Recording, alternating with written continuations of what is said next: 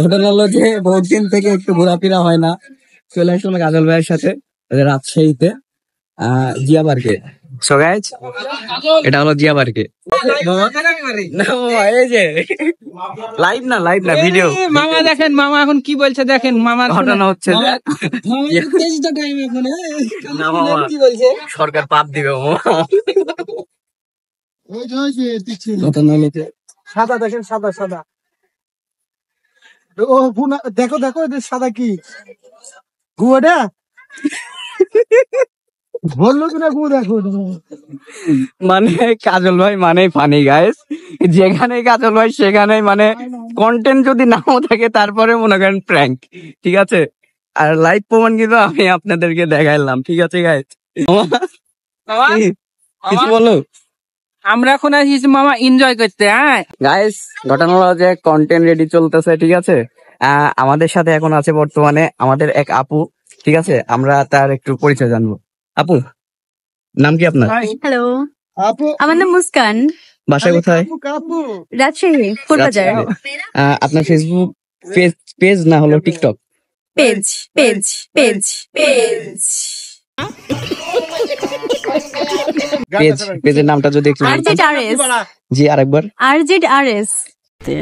प्यारी समझ गई। আজকে আমরা দিব না ভাই। ঘটনা হলো যে এখন নাচ খেলবে, ঠিক আছে। আমরা চুপি চুপি তার ভিডিও করবো।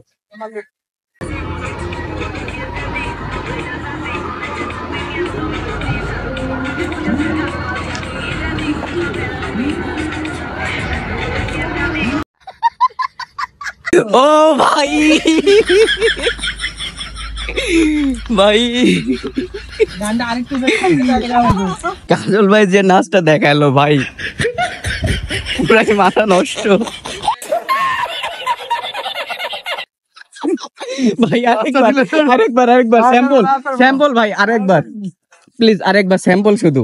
এই যে বুকের এইটা কি করে?